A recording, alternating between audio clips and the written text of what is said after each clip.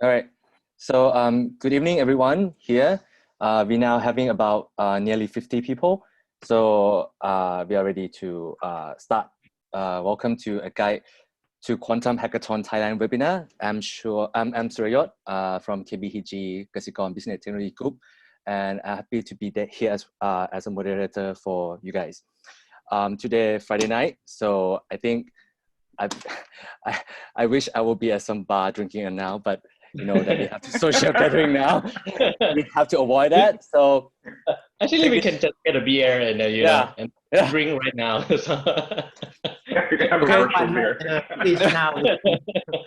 So take this chance and enjoy our webinar. Improve yourself and relax. And I believe everyone in this room might have some knowledge about quantum computing, more or less, right? So we have been talking about quantum computer for a few years already, and we know that this technology will processing things faster and will transform computer industry in the near future to be like a super computer. So today we will discover more about what is the current situation of quantum technology in the world, including our country in Thailand, and how far have we come. Also, we're happy to announce that we're going to have our first ever quantum hackathon in Thailand. So please stay tuned until the end for more details. We will give you for more details how to join and participate in this hackathon. Okay, I talked too much already. So let's meet our three musketeers of tonight, which is based in 3 different countries as well. I will let you guys introduce yourself one by one. Start from Nick, Dr. Nick. Oh, okay. Do you want a full background on this? Just brief. Brief background. Okay, so my name is T Bronn. I'm a research staff member. I work in the experimental quantum computing group at IBM in New York. Hi, my name is Jirawat. I am a research fellow at Center for Quantum Technologies in Singapore, and I am also a co-founder of Quantum Technologies Foundation Thailand. And hi, my name is Yarnvith. You can call me Park. So right now I'm leading the deep tech research and development at KBTG. So we are focusing on like emerging tech for financial, for example, like blockchain, IoT, AR, VR, and quantum computing as well. Okay, so before we get started, let me remind you guys that we want to have this webinar more engaging, okay? So our webinar length of time will rely on your guys' questions. So don't be shy, submit your questions by typing your questions into the chat group. I will type something in the chat group so you guys can see where is the chat group right now. And we will try to answer all of your questions as much as we can tonight. Okay, so I will over to you, Dr. Nicholas, for to give us the big picture of our quantum technology and what are you guys doing there in the USA? Great. Wait. Maybe you give a little bit of agenda of today, like who's gonna talk in the section today. Sure. So today agenda, we're going to have a keynote from 3 of us, which is start from Dr. Nicholas. He will give us the brief of what the IBM Q, and following by the problem that we hope quantum computing can be solved.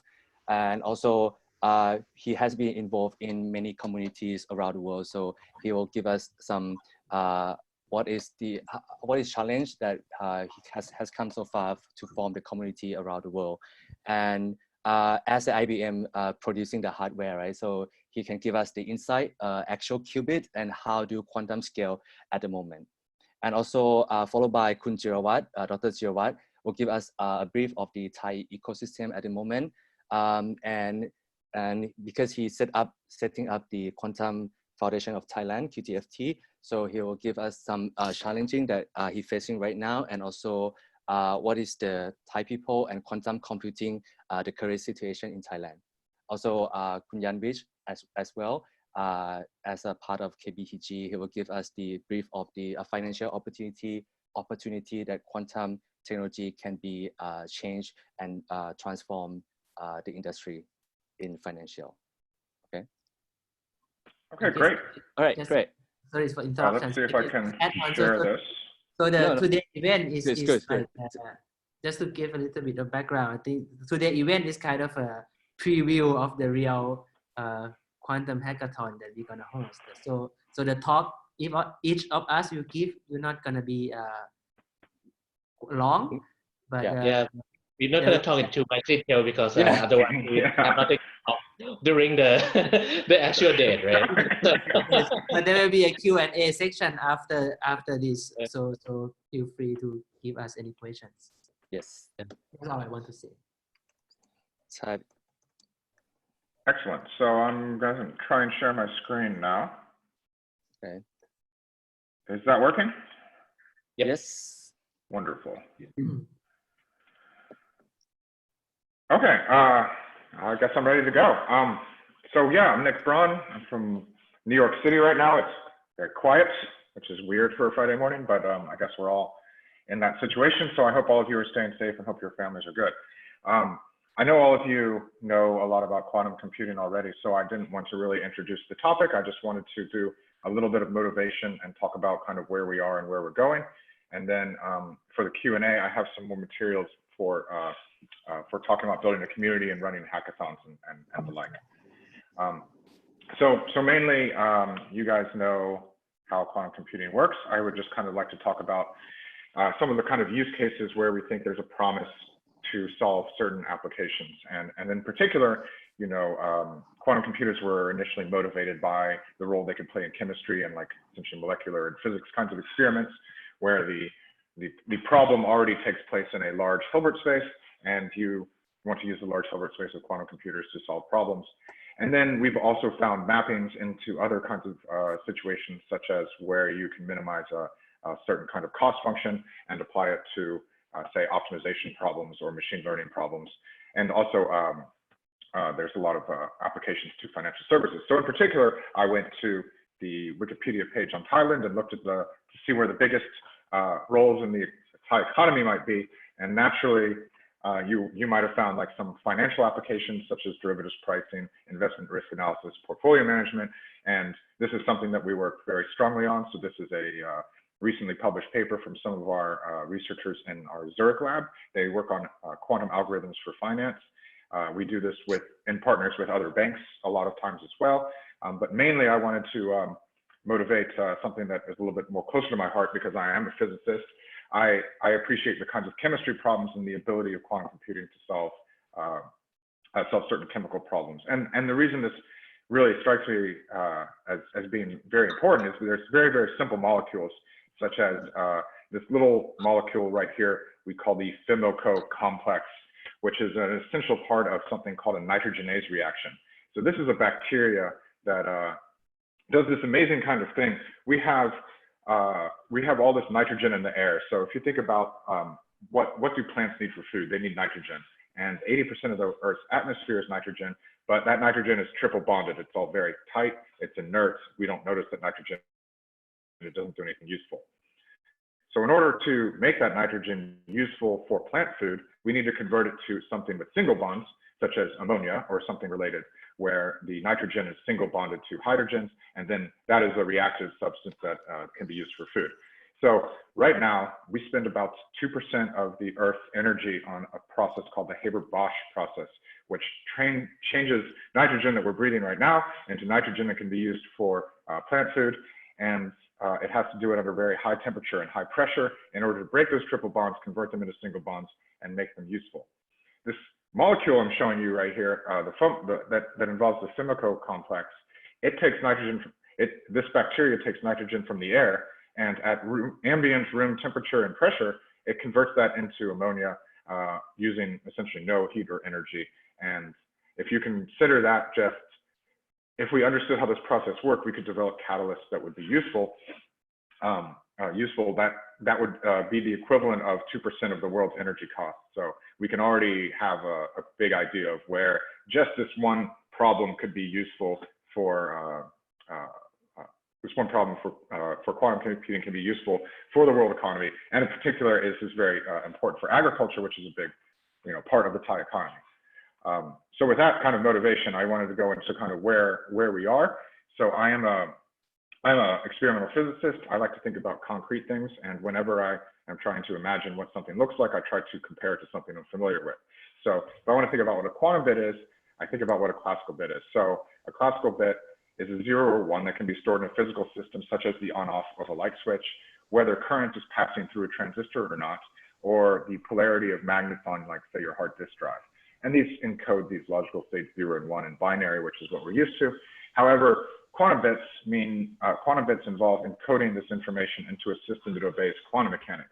So what that means is that you're able to use the quantum properties of superposition and entanglement in which you can store quantum information in. And that could be in things such as the ground or excited state of an atom, or the spin of an electron, or what we use at IBM is these superconducting circuits that store oscillations of charge. And then you are able to open up the whole block sphere and store any superposition of 0 and 1 into these quantum states, even though when you measure them, you will collapse them back into a classical state. So once we understand that, we think about how do we build up the architecture, and so you may have seen last year we released the IBM Q System 1, where we took all the components of a quantum computer and put them in this, you know, very shiny, fancy 9 foot by 9 foot by 9 foot glass box.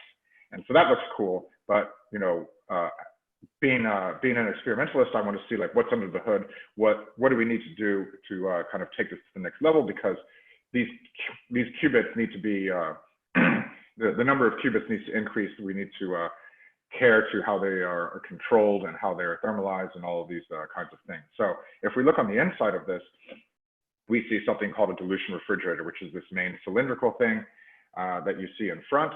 And at that, when that thing is operating, it is under vacuum, and each of these gold plates that are kind of in the horizontal, they are thermally isolated, and they are maintained at different temperatures, and it goes from warmest to coldest, down from like say 50 Kelvin to 3 Kelvin, and Kelvin being degrees Celsius above absolute 0. And then those lower plates are all below 1 Kelvin, with the lowest plate being about 10 millikelvin. So people really like the fridge because it's very shiny. It's all gold-plated copper because of the thermal properties and electrical properties of what we need to use here. So some of these things are the stability of the cryogenics. We need to maintain these temperatures. What you actually can't see in this picture is all the gas handling system, all of the pumps and valves that control the flow of helium in and out of this fridge in order to maintain the temperature, but it is also inside of this box.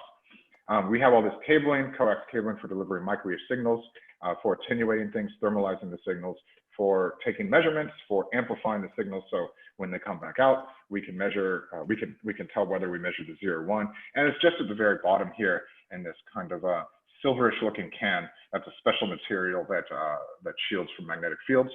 The quantum processor sits in there, but there's this whole architecture inside of the fridge, and there's this whole architecture outside of the fridge.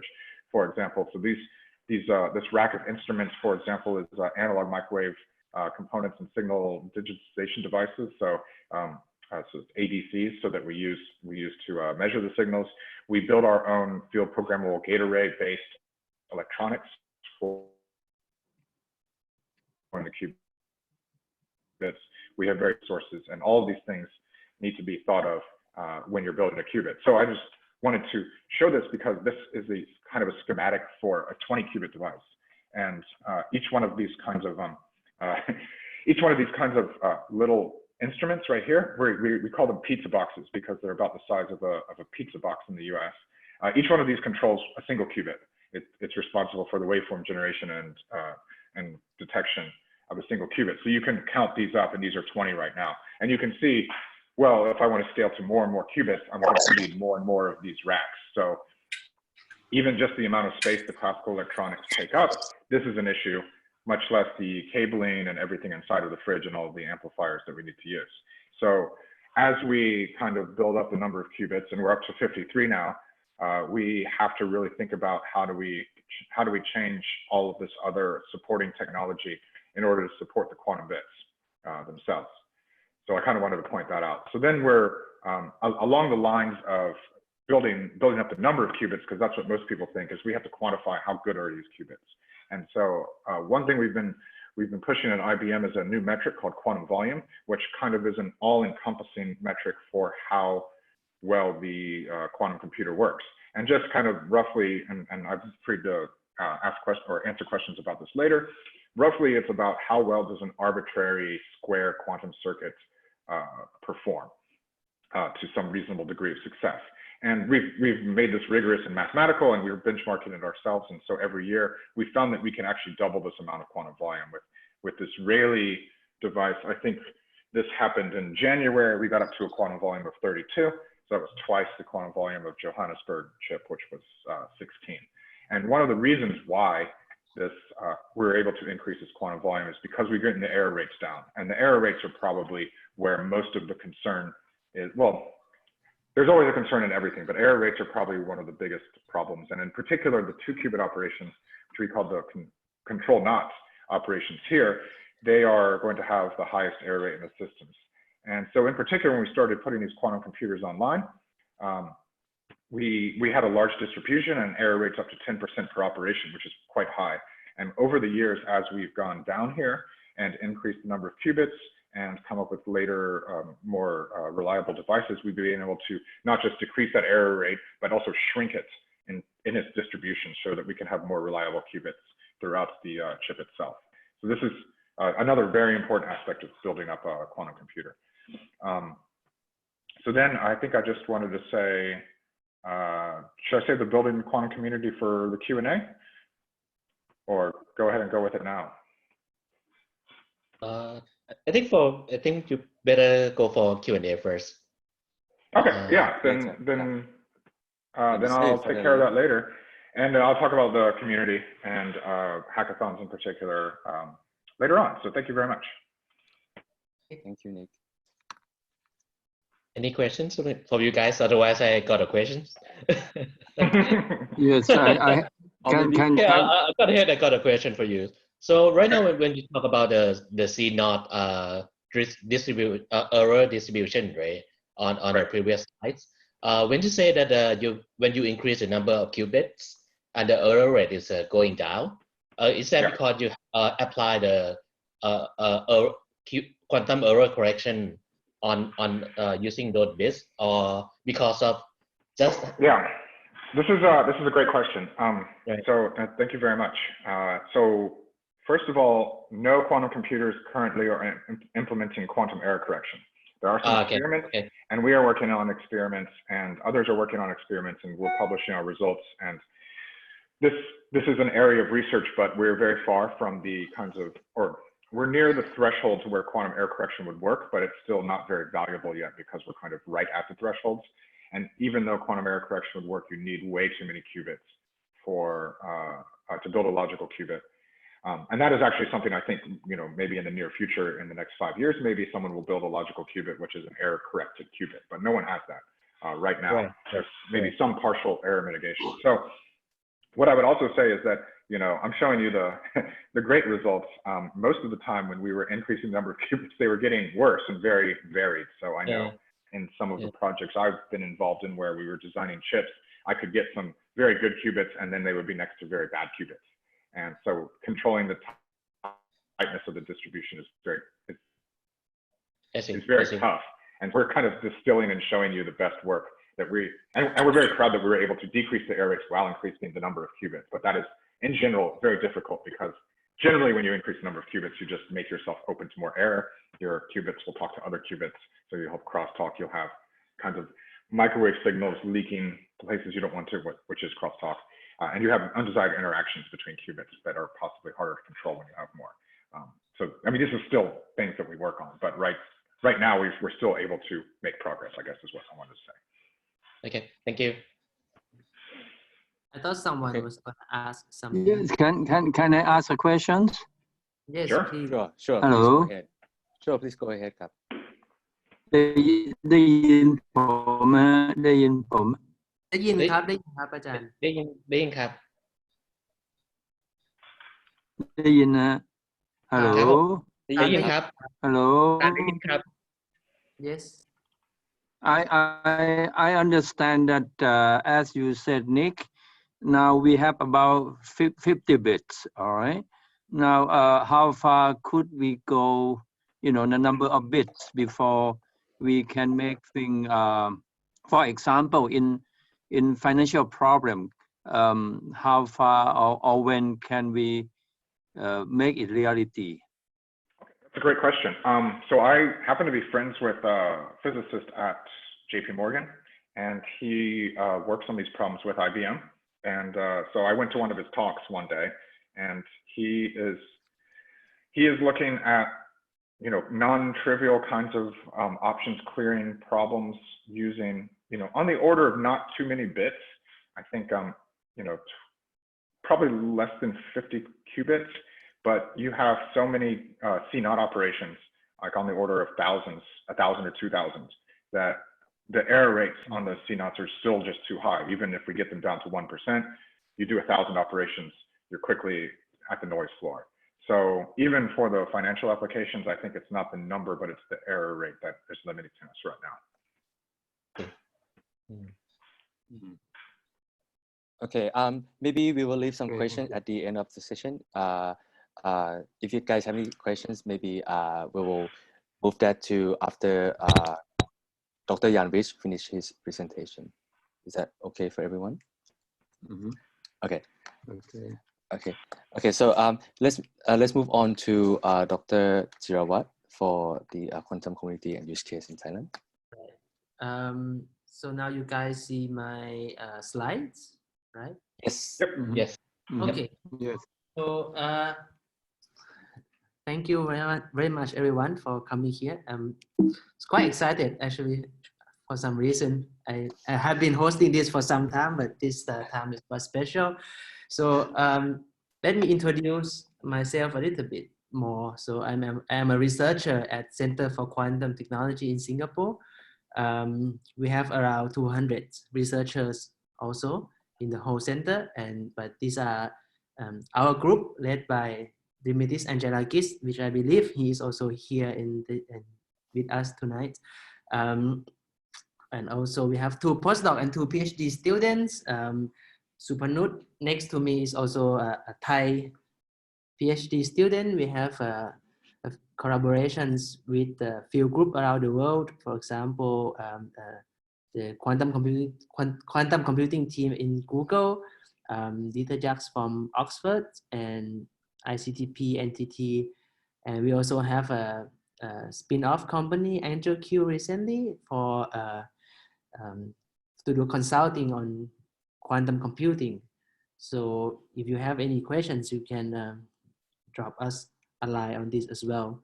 And this is some of my research that I have been doing the past few years. So I worked with the Google team on the 9-qubit chip. This was the chip before the 53 qubit that came out last year. I'm a theorist, so I work on the software side, and our work was published in Science and PRL. Has been highlighted in various news like the Straits Times. So the butterfly that you see in the middle one is actually a picture from a real experimental data from the chip that you see on the left, but with some graphic to make it nice. You can ask me later what is it about, this picture. So this is a rough picture of a quantum community in Thailand at the moment. So in general, we have the Thai government send out Thai scholars every year, and now we have around 3,000 Thai scholars around the world in every field. In quantum technologies, we have around 50 people also, which is not that much, but not that little either. So at the moment, there are labs that still in the early stage, but building up in various universities. The leading one is from Chiang Mai University, where they successfully trapped 1 atom or 1 qubit last year. There is a lab in Suranari University on quantum sensing. Also Mahidol Universities, Bangmot and Chulalongkorn Universities, also NECTEC, also developing quantum computing and quantum cryptography. Also Institute for Methodologies doing atomic clock. And also in Songkhla, we have a quantum communications. So as you can see here, is quantum is not just about computing, it's a whole bunch of technologies that pack together, including sensings, communications, methodologies, simulations. And we call this quantum technologies. And quantum technologies now is in European is a flagship program. It's a 10 years research flagship program now. Before that was AI or deep learning. So in the research wide, AI is kind of a, past the research, the basic science already. Now is the next wave is quantum. So the question is now how to make use of these talents to prepare Thailand for this next wave of technologies. So since I started my PhD in 2014, I gathered a few Thai scholar friends, quantum and non-quantum, to do regular meeting every month. Back then we had no agenda, and we just, talking to each other, exchange some knowledge. But then after some years, then we think that we probably have to do something more solid. So to really push or do something in Thailand. So we started to gather up in person in 2017, where we flew in from all over the world for Christmas holiday, and then we just talk quantum the whole day. It was hosted by Institute for Promotion of Science and Technologies, IPST, which is the main government agency to give funding to Thai students. And also the event was followed up by Thailand's Excellence Center of Physics, which is one of the main funding agency for physics in Thailand. And then in that event, there was some businessmen, entrepreneurs join us. And that's when we started to spin off Quantum Technology Foundation Thailand. We plan this to be a social enterprise and to really push Thailand forward and bridge the gap between academic and the industries. So the first thing, one of the first thing that we did was to host a full day seminar event with RISE last September, and we bring in the head of quantum computing team from Huawei, Baidu, Tencent, and the researcher from Google, principal investigators from RQC and CVT Limited, actually my professor who also helped a lot on organizing this as well. I forgot to mention that the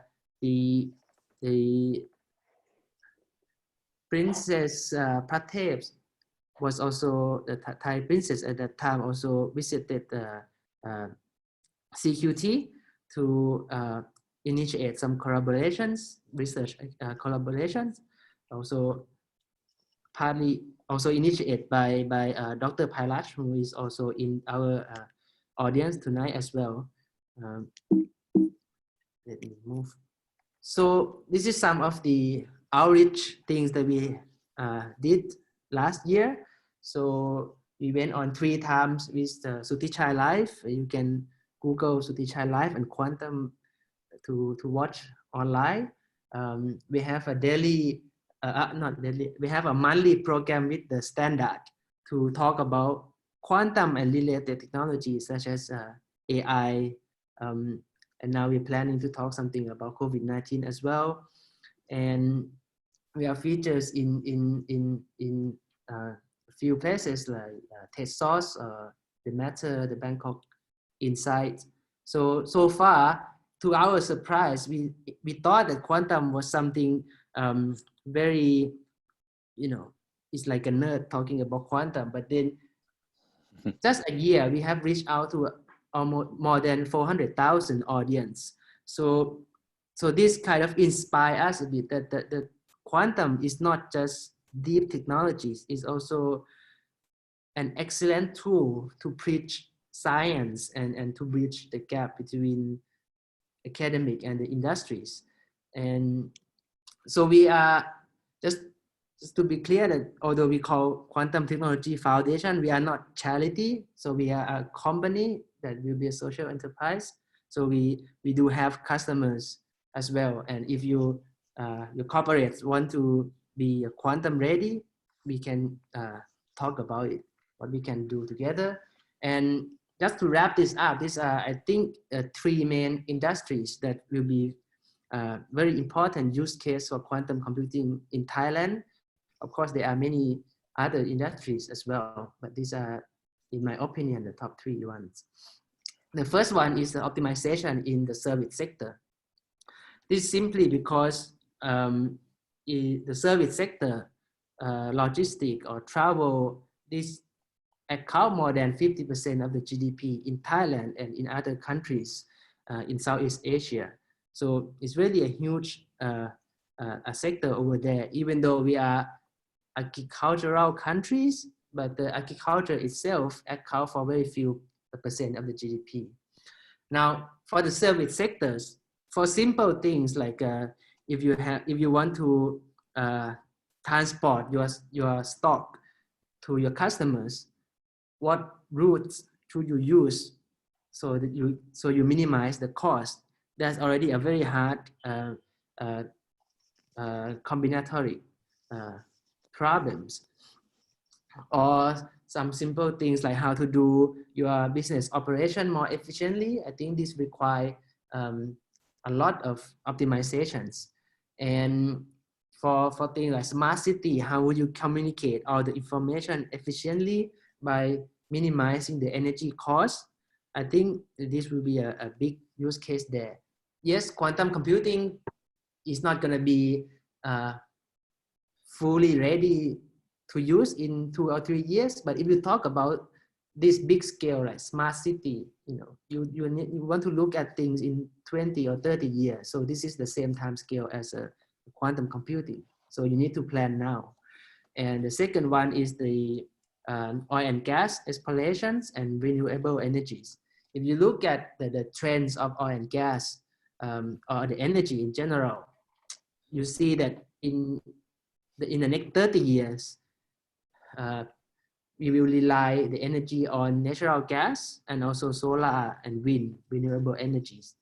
Now, to find the natural gas under the ocean, you require a large amount of computing power to do image processing. So I think that's where quantum computing can shed the light onto it as well. And also the renewable energy, solar and wind energies. What makes this energy different than the traditional energy is that everyone in the countries can produce their own electricity. They can store, they can sell it, they can buy it, which means the optimization problem of who to sell to who, demand supply chain, this is a very difficult optimization problem as well that quantum computing can be applied to.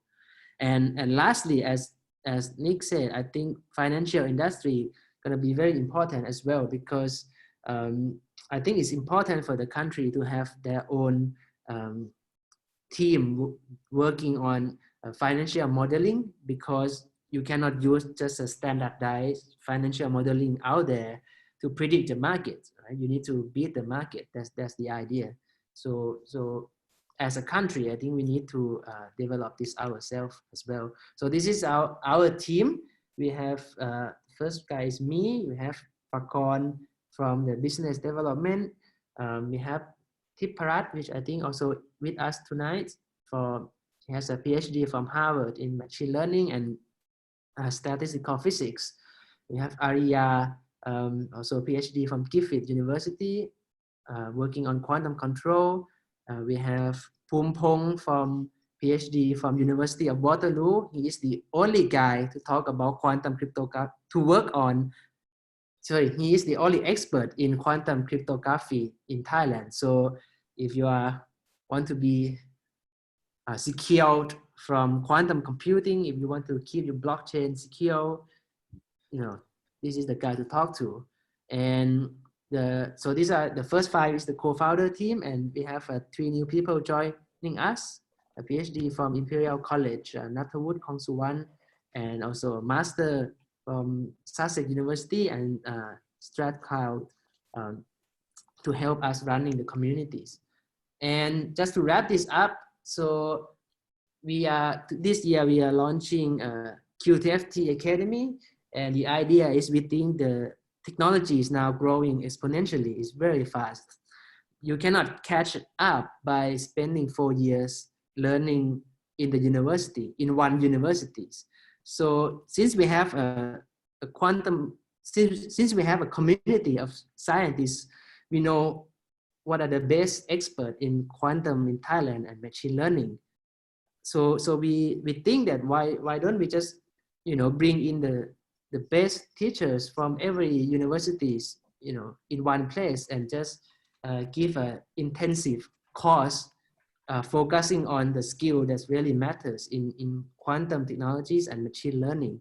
So this is something that we are launching soon, and it will be one of the main part in building quantum technologies as well. Yep, so that is last. I forgot to mention, we also have a quantum flagship from the Ministry of Higher Education, Innovation, Science and Innovations as well, launching this year. So yes, in conclusion, I think Thailand's quantum community is still in the early stage, but I think we have a lot of potentials, and from the private sectors and the government sector, and I think we can really do something in the next few years to come. Thank you. Okay. Thank you, Dr. Jirawat.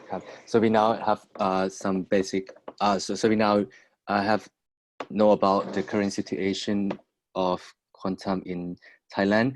And Dr. Jirawat also mentioned about the financial section as well. So maybe Khun Park, you can, I over to you for the financial situation in Thailand. Okay, sure. Yep, opportunities, yep.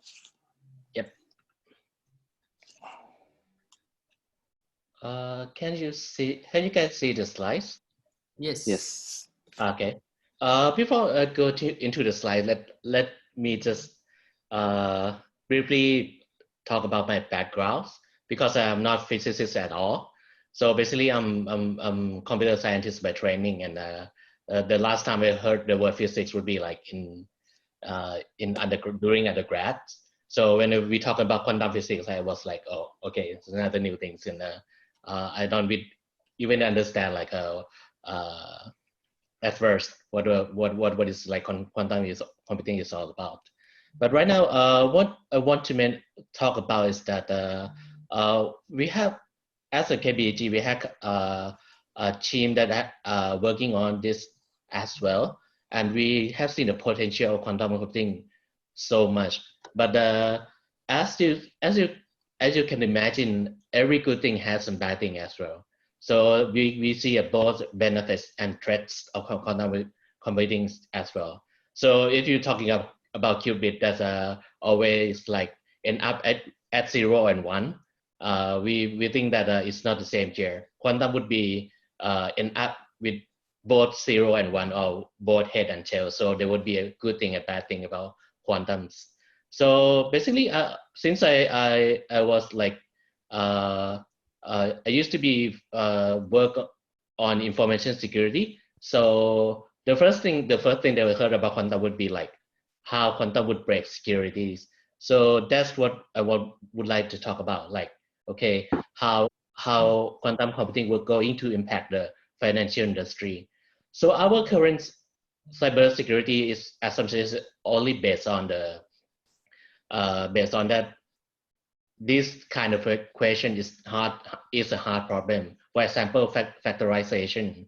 For example, if I give you a number 15, and then it's right now for classical computer, it's improbable that you could get the number that multiply and to get a 15, right? So that basically just one, you know, one use case, use case that one characteristic that we use to secure our system. Right now, after having quantum computing like Shor algorithm, it proves that this kind of questions, this kind of hard problem that make us secure right now, it would be easy when quantum computing is up and running in the future.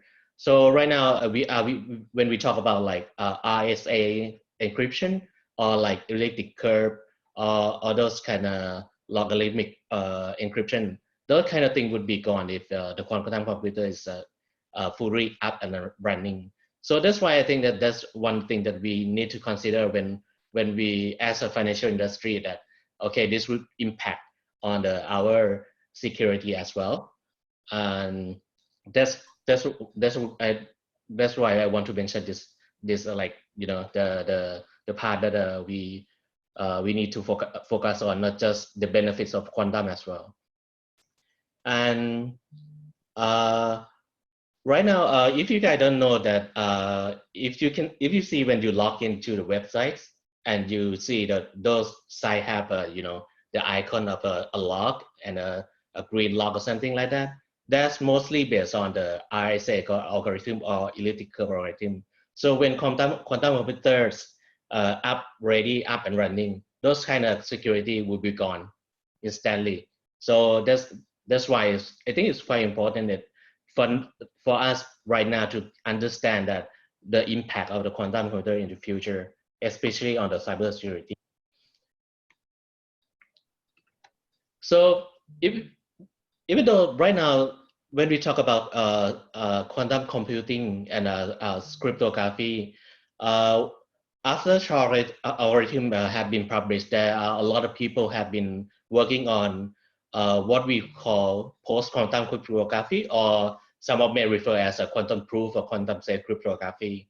So there's a lot of paper published about this, like hash-based, lattice or coarse-based or multivariable polynomial cryptography. There's this kind of like new cryptography that coming out that say that even though quantum computing is the perfect quantum computing is up and running, and this cryptography will be secure anyway. But the challenges is that even though this algorithm already exists, this is require more computation and storage and computation power in comparison to the current one that we are using. For example, hash-based cryptography is actually need about 8 times more storage than the traditional cryptography that we're currently using right now. And lattice-based and coarse-based had a lot of require a lot of computation power. So these are the challenges. That's why we haven't had to use this kind of encryption to make sure that our information is secure right now. Moreover, is that usually for cryptography, especially in enterprise level, especially in financial, we use the hardware acceleration. We use, like, you know, a PCI card that can calculate like a million of thousand calculation per second. But for this kind of cryptography, there is no such well-proven hardware that can accelerate this kind of cryptography. So right now, it more likely is not ready just yet in terms of enterprise to use. And the other important thing is that, like I said, is if right now we based on our security, internet security is basing on like RSA and elliptic curve. So after quantum is coming out, is that we need to overhaul everything. So we need to use the quantum secure or post-quantum cryptography that I just mentioned. So if you think about it, right now we can run can connect to website security using your mobile phone, right? But in the future, like, mobile phone need to be more power, need more storage to be able to use those quantum secure algorithm, quantum secure cryptography as well. So that's kind of the thing that I think that going to have impact definitely in the future on the I think on the dark side of the quantum world, But I think that one thing I need to be mentioned when we talk about quantum. Usually we talk about like how it improved the overall performance and the accuracy and all, right? But anyway, since the perfect quantum computer that we are talking about is so far away right now. Right now, from what I heard, is that if you want to crack ISA 4064 bit, you need like equivalent number of bits to be able to crack that encryption, and you need a quantum error correction few bits to be able to use that, to be able to error correct that as well. So we need a 10 of 1,000 of the qubit to be able to crack what we are using right now. So hopefully in the future, like maybe in 10 or 20 years, not soon enough, not really soon, I guess. But for that question, I think Nick can answer you that later, whether like it would be possible in what years, in 50 years, something like that. But anyway, when we talk about the dark side of not the dark side, like the misuse side of the quantum, right? There's also the good side that we can be used on the financial industry as well. For example, I think Nick kind of mentioned about the JP Morgan and about the querying algorithm. Barclay and IBM, I think, published a paper along the same line, and they're focusing on like how to settlement the capital market. So in that paper, they use only 7 qubits, and what they want to use is show is that they can improve not just the format, but I think the important thing is the accuracies of the output. Because right now when we talk about quantum, for computer scientists like me, when we talk about quantum, at first I would think like, hey, it's just another faster computer, but it's not like that. So we need to understand that as a computer scientist or developer as well. It's not just a high-end computer, it's another kind of computers. So that's message I want to get across, And another thing is the portfolio optimization. There's a research paper published by Commonwealth Bank. So they're able to optimize their portfolio using the trading data over 20 stocks for the whole year. And they compare it to the brute force method, like the brute force solution, and they use the quantum computers to run the simulation, and they found out that they can find the optimal return and rates for portfolio within 5% of optimal solution. So they can run it faster by like exponentially. So this kind of thing is like quite important in financial industry as well. And I think the other stuff would be like quantum Monte Carlo simulation. We use a lot of that in credit risk scoring and everything. And quantum machine learning, we are heavily used on the machine learning and artificial intelligence in the bank. But I think the good question would be like, even though we're using machine learning right now, right? But the main question is that right now we can do is during the night, running for 1 hour and get a result and use for the next day. We haven't had like the use cases that we actually need the instant response. So that kind of problem that we need to figure out, like okay, if we have a quantum computers, and we might need to be able to do something like that. I think that's another thing that we want to, you guys as a participant of this meeting, to get the idea, like what industry, for example industry, what we actually need. And the other thing that I want to talk about is that, so since we are in the starting phase of getting into the quantum computing world, right? So we want to talk about like the journey, basic journey on how can we actually get into this quantum computing. So basically, the first thing that we need to be done is that we get the management buy-in, definitely. So this is quite important because as you guys, as Dr. Jirawat and Nick, Dr. Nick has mentioned, is that this is going to be like 5 or 10 years investment, and we need to convince the management that okay, we need to invest in this right now, and but the result is going to come up like maybe 3 or 5 years at best. So that's why we need to get a management buy-in and get it up and running with a small team. That's what we did, and we identified the business use cases that are simple enough and can be compared with the classical computers. So that's what we are like doing right now, and I think that's how we can get your journey in your corporate into the quantum computing world. I think the hard part would be to find the wicked problem, as I mentioned, that the question absolutely need quantum computers. Otherwise, it's going to be like, okay, you need just high performance computer, that would be enough. That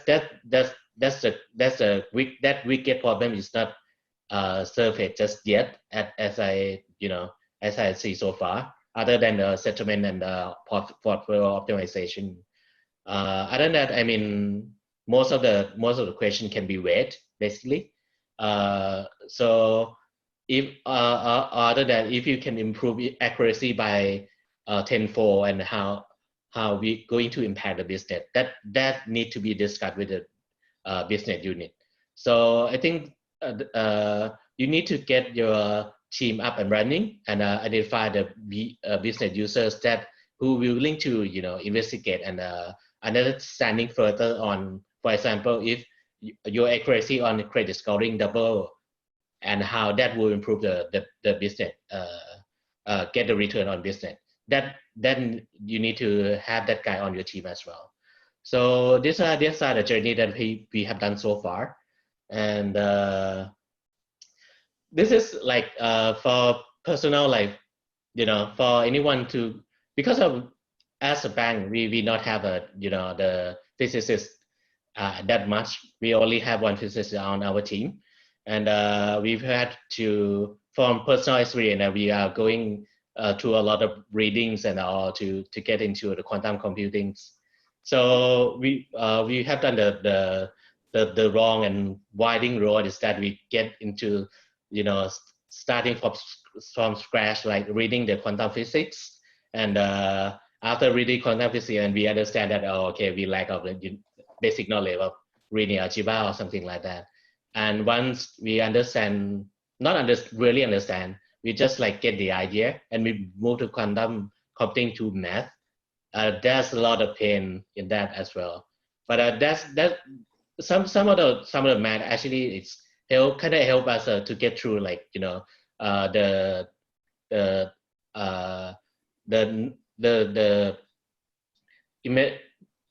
what I say is a kind of imaginary part of quantum theory. I think it's sometimes we see in math it's easier to understand. Superposition for me is in math is easier and to understand than like talking about superposition. That's how I approach the quantum computing. The other way around is that if you don't want to go too much into detail on the math itself, you can go ahead and take a look into like the coding right away. Right now, I think there's a couple of books that is just showing this. That I show is that it's quite good, and mostly it's based on like if you have background in Python, then you can just code it right away, and so you don't have to understand much on the quantum quantum physics or quantum mechanics, but you kind of black box it out, like okay, if you send out to this kind of gate and you just get out this output, and this output will be used as a superposition or entanglement of qubits. And you don't have to understand that what is superposition or entanglement, but you can just picture it as a normal computer gates, as usual as when we study during the undergrad, we study an AND gate or gate or something like that, right? We can abstract that like that as well. But I think it's not like, you know, really. Sometimes it's quite hard for me to like to just bypass without the understanding of physics. But anyway, if you guys want to go ahead and take a look and just do a coding, right? Where I think these 3 books would be like the good way to start it. And I think that's all for me, because otherwise, as we mentioned, right, we want to be this as a teaser for our upcoming event. So that's I want to go into much detail, and we're gonna go into detail in the event afterward. Hopefully in the after COVID. After the COVID, yes. After COVID. So hopefully in May. I'm quite optimistic on this one. So so hopefully in May we will meet again. And right now our KBTG team have like what we call a quantum gang. So right now we have 4 people, and luckily we have a physicist that actually he got a degree in particle physics, but he loved coding, so he's on our team as well.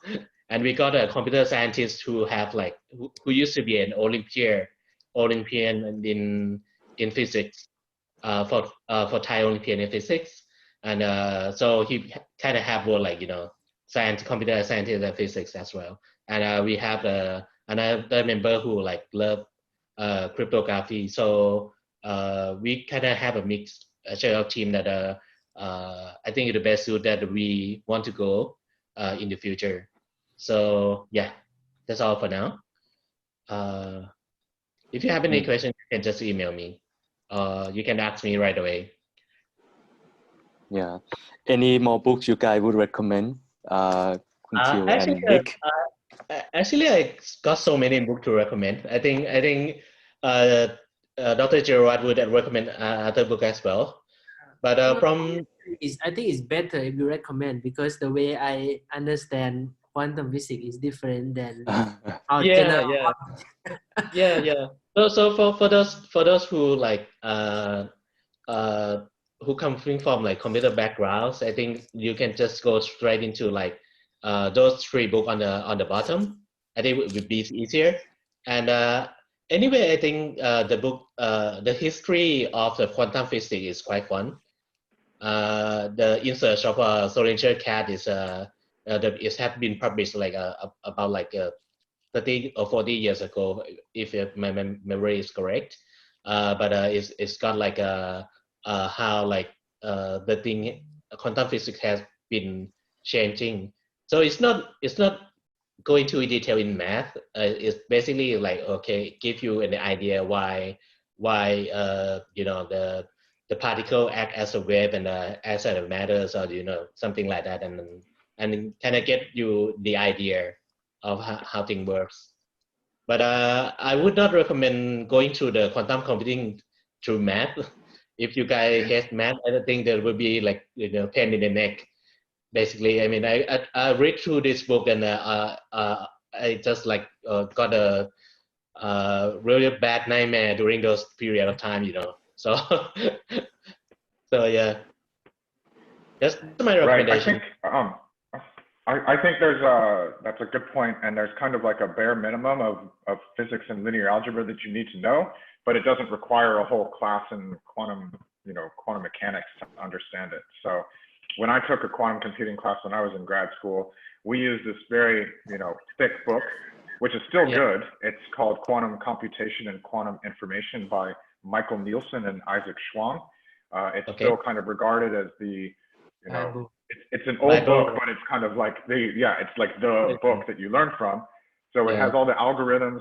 It has a lot of stuff in it, but a lot of stuff is dated as well. So if you look at the physical implementation, superconducting qubits are not even in there. A lot of the noise, the way they talk about open quantum systems, is a bit dated, but overall the algorithms and the basic understanding still very good. There's another, I think he's at Caltech, a guy named Leonard Susskind, who wrote a book called Quantum Computing, the Bare Minimum. And this is kind of where he takes kind of a reverse tack than like, I didn't, I studied physics as an undergrad. So in a typical physics class, you learn Schrodinger's equations. So you're solving differential equations and you're doing a lot of math that's not necessarily, needed for quantum computing.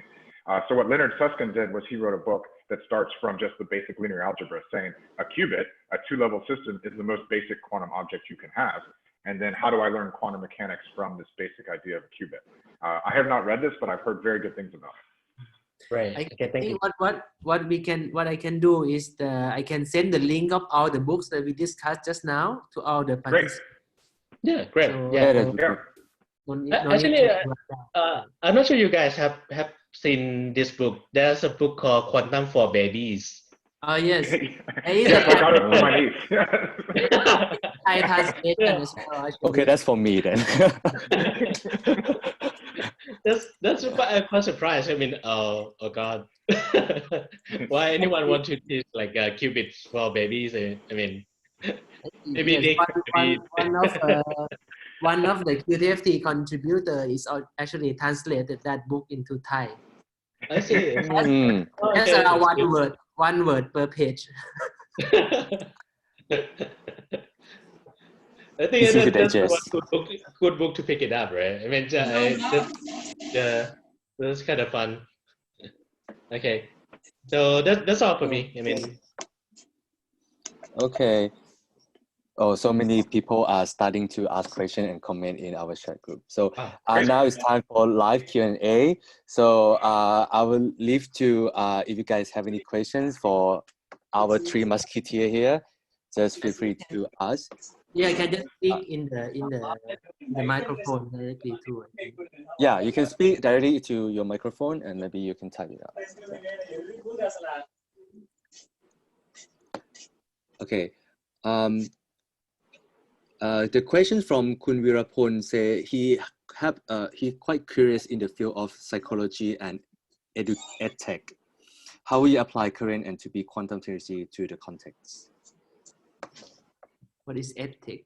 Education. Yeah, education tech. Education tech. Wow. But that's tough questions. I think in terms of doing online seminar, I don't think quantum computing would help in terms of if you give you a better resolution or something like that. I don't think it's going to be something like that, right? I think what is important on the education part is that if you know how to do programming like Python, it doesn't mean you can do quantum computing. So it's a completely different language. So if there is one message that I want to get across today, that quantum computing is a new business landscape. We have some. So quantum computing is a new business landscape in the sense that if you very good and in doing nowadays computing, it doesn't mean that you can do quantum computing. And traditionally, in order to learn quantum properly, as this slide suggests, you have to be a physicist. And you start to learn quantum in probably second year or third year in your physics undergrad. And you probably learn a little bit about quantum computing towards the end of the fourth year. Now, I think the challenge for education is how to educate our new generations to be quantum ready. So my answer is not on the technology itself, but more on how to train new people. I'm not sure that answers your question, but that would be my take on it. Okay, I think my answer to your question, Kun Virapon, is that I think you kind of asked whether like quantum technology would be able to apply to psychological ed tech, right? So my question would be back to you is that right now, so quantum computer is computer, right? So basically, like if you try to solve those kind of field in the field of psychology or education, and you have like some mathematical or computation that need to be done, and there might be like some computation that be run faster on quantum technology. I think it's similar to financial industry. Financial industry, like right now, quantum computers running faster on optimization problems. So if you apply on financial on optimization, like portfolio optimization, as I just mentioned, that would be the use case that I can do. But because I didn't actually understand the psychological or education, whether they have that kind of the problem of computation problem that need to be solved, that kind of same problem that can be solved on quantum computer or not. Yeah. So that would be, yeah. That's one of the things that I want to stress about how to prepare Thailand for quantum technologies. We physicists, I mean, I understand quantum, but I don't understand other field. I don't understand finance. I don't understand psychologies. So I think it's very important for us to, talk together, cross the disciplinaries, and Yeah. I think that's, and maybe do some little projects together, as Yarnvith put in the previous slide. I think that's an excellent way to move forward. Well, I actually do know a physicist here who's a professor in the city, and he has done work in conflict resolution, and he's teaching a quantum computing class, and he's now thinking about how you apply quantum computing to conflict resolution. Wow. Okay. But mostly I agree with Jirawat, is that technology-wise, I think at least at this point, quantum will be most useful as a tool for learning. And that's one of the things that we're really pushing at IBM, and that's to put real quantum technologies in the hands of everyday users to use in like classrooms, to use for free, to learn how to program an actual device. So it's been kind of like a learning tool for learning quantum computers, is that you can have a class where your homework is run this on a quantum computer, and you can come back. And in fact, we make sure we keep our computers online and don't do maintenance when the homework is due, so that the students will be able to do their homework. Right. I do have a question. Further from the applications of quantum in finance, particularly the portfolio optimization. So my background is economics, and I did private wealth management and investment banking, and currently in the tech scene. Just wanted to ask if the big hedge funds or these top investment banks, they obviously have special department dedicated to quantum computing and quantum research, and application of these technologies and models to factor in as part of their investment models and thesis. So I mean, does that give them an unfair advantage over the retail investors? Just curious.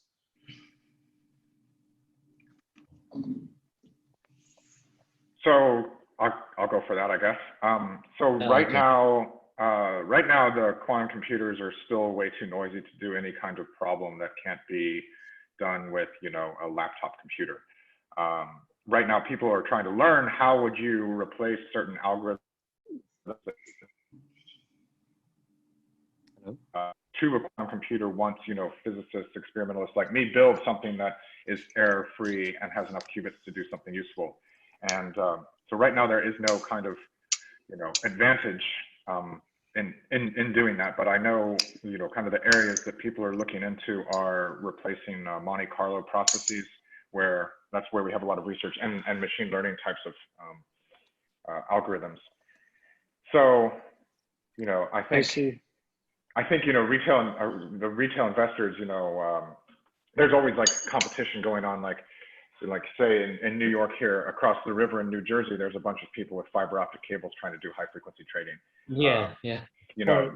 There's things like I'm not sure, like, so there's certain problems that quantum computers are going to be better at, and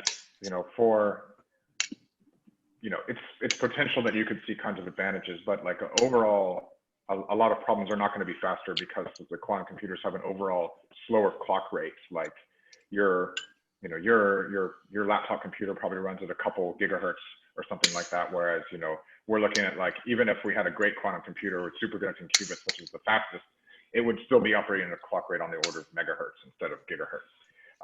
I see. But it can solve much bigger problems. So it's hard to say.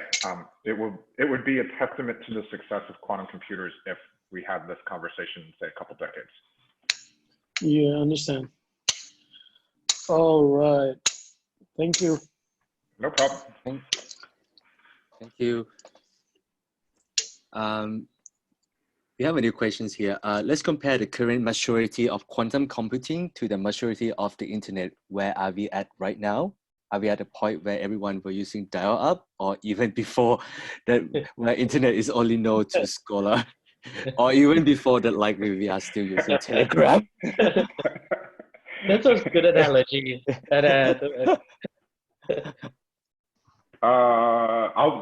I'll give this before. So I studied, I did my PhD in condensed matter physics.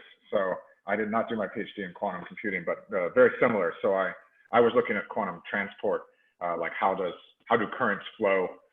And so I've always been interested in how physics applies to technology. And I've read books about the history of the development of technology. And I would say we've kind of gone from an area, so like in the, in the late 40s, early 50s, like right at the advent of the transistor. If any of you have ever looked at the first transistor, it's this really, really ugly thing. And you have to kind of tune these transistors, or you used to have to tune these transistors because they were based on a semiconductor with a lot of surface interfaces that were hard to control and hard to predict. So each transistor used to be its own unique and individual thing, where it was like very peculiar. You had to make it just right and tease it into the right situation where you could use it for computing. And I'd say qubits used to be like that, where you would have like a good qubit next to a bad qubit, like I was describing before. And we've kind of moved a little past that to where we can kind of uniformly get the qubits working all the time. And I wouldn't say it's perfect yet, but we're kind of moving there. So I would say we're kind of closer to the 50s of classical computing, where we're starting to get a reliable technology that's not, that's not failing all the time. I mean, we still have to calibrate our devices, even though they're very stable. We still have to calibrate them once a day. So, and this is one of the most stable systems that there is. I think it's the most stable, actually. So it means that, like, we are talking about, like, we're not talking about internet, right? We're talking about like post office and sending mail, something like that. Right. The internet hasn't quite happened yet, but there are experiments. Maybe a program, maybe, Yeah. Right now the experiments are happening for the internet, for the quantum internet to happen, but no one has shown this, and this is something that people are very interested in because I showed that fridge. That's something we have to keep in the lab, and I mean, we keep it in the lab, but it's at least integrated enough. If we have it connected to a stable power source, then it should be fine. But we can't get the quantum information out of the fridge right now. And this is something called optical transduction that many research groups, including IBM, are working on. So we can actually take the quantum information and put it in like a telecommunications line. This is, also a very interesting problem and very, very difficult as well.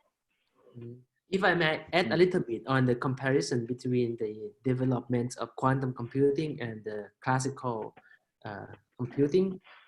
So although we have Moore's law for classical computers, for that basically saying that the computer has been getting faster exponentially for the past 50 years. But the way a classical computer gets faster and the way a quantum computer gets more powerful is completely different way.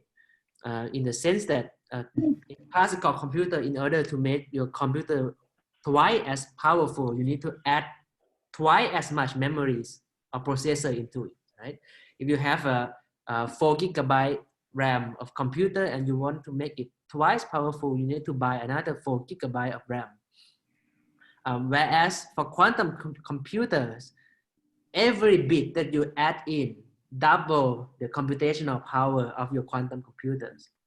So for example, you have a 53 qubit quantum computers and you want to double the power, you just add in 1 more qubit. You don't have to add in 53 more qubit. So this make the computational power of a quantum computer grows exponentially as you add in 1 qubit at a time. So it's a little bit of in this situation, COVID-19, that the exponential growth, at the beginning, people thought this is just a normal flu, right? But then after a week, everything just blow up. And I think it's very similar here in the quantum computing, in the sense that now we are in kind of a pre-COVID era for quantum computing, when we see that quantum computer can only tackle small problems, very noisy. But the important thing is when it getting to beat a classical computers, it will be a point of no return. It's like a COVID, it's explode. So it will be too late if we take actions once the quantum computer beats classical computers. It's too late if you start to tackle COVID after it's already spread. So to prepare the countries for quantum computing, we have to act now when it's in the early stage.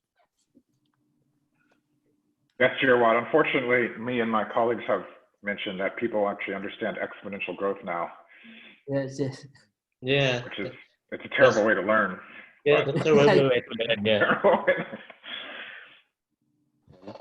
There one question for Kun. Okay. Kun Jirawat, go ahead. No, I just saw one question. I think maybe for yeah, go ahead. The less clock rate, right? Yeah, clock rate. Yeah. From Kun Pawat. Why does quantum computer has less clock rate than traditional computer? Right. So the clock rate overall is because I would say your operations. So your operations take a finite amount of time, and for superconducting qubits, which are the fastest, it's about say tens of nanoseconds for a single qubit operation, and hundreds of nanoseconds for a 2-qubit operation, and then that is like a gigahertz, means your operations are happening less than a nanosecond. So this is just kind of the physics of how the devices work. However, the thing about the thing that makes quantum computers more powerful is that their way that they solve problems scales. It scales linearly, say for like factoring numbers, whereas it's exponentially more difficult for a quantum computer to solve. Each digit you add to say a composite number that can be decomposed into 2 primes, that doubles the difficulty of the problem, but it only is linearly. So you would have to, in order for it to be twice as hard, it would have to be twice as long. So the scaling kind of favors things. So at a certain point when the quantum computers become more powerful, they'll be able to solve problems better than classical computers, even at a slower overall clock rate, because fundamentally the way they do it is better. But you'll reach that point, like Jirawat was saying, where eventually it will surpass classical computers, and then it will keep increasing, because each time you add a qubit, you double the power. So yeah, the overall clock rate is not a super important thing. It's kind of a prefactor that we. So basically, you can do more work with a longer period of time. Basically. Yeah, you can, exactly, because the quantum algorithms work so much more efficiently. Yeah. More efficiently than classical algorithms will deliver this exponential speed up. So the overall prefactor of clock rate doesn't matter. Answer your question, Kun Pawat. Actually, I have question now. Actually, for Yarnvith or any other business sectors in this room. As we discussed here, quantum computing is not about preparing for next year technologies, but it's about preparing for the next wave of technology in long term. From the business point of view, of course, in each year is a business operation, so it has to make profits as well. How do we balance this two dilemma, especially in Thailand, for example? So I think mostly it's depend on how much company want to invest in research, right? Mostly most company, even though they want to invest in research, they want to like be short term, like spending like maximum like 3 years, something like that. But for quantum computing, I think it's a long term investment. It's going to be like 5 to 10 years before you can see the output.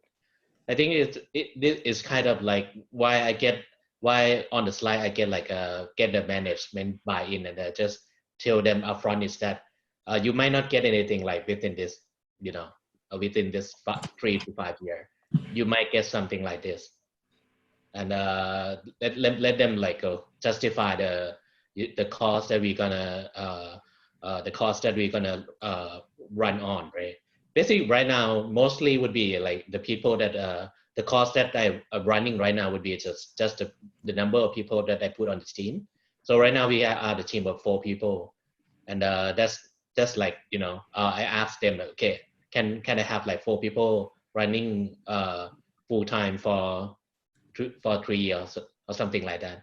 That kind of negotiation can be done, and I think that's how we approach. That's how my team approached the question that you asked. Right. I'm not sure that I answered your question, but I think it depends on the management, and each company has the ratio that they want to invest, and they want to see the results or something like that. And but my promise to them is that, okay, we're not going to come back to them like, okay, we have progress, that we're not just doing some research and and nothing coming out or something like that. We need to get back to them and present them in terms of business, like, okay, we tested something like this and it works, but it's not practical just yet. Is that going to be okay? I ask them this kind of questions, and it's going to be we're gonna have this result for 3 or 4 years in the future. Is it okay with you guys? If they're okay, and yeah. Yeah, that's how I approach the management. And the lucky thing is that so since one of chairman KBTG is actually joining this session as well. Talking about and he basically like know more about like quantum physics more than I do. So that's another plus point for KBTG. So that's why it's easier for me to get into like get into the team for to get team up and running at study in quantum computing. But I'll let the other people discuss about your situation in your company. Anyone from the corporate facing the same situation? Yeah, or maybe that's why KBTG joined this hackathon as well. That's why you got KBTG joined the quantum hackathon in Thailand as well, Khun Pa. What's that? That's why KBTG joined to host this quantum hackathon in Thailand as well. Yep. Yeah, that's right. So we know that getting into a committee is quite important things. Right now, I think our role, I think our people, our expert in Thailand want the same thing, is that we want Thailand to be like, hopefully in the future be a quantum hub in Southeast Asia.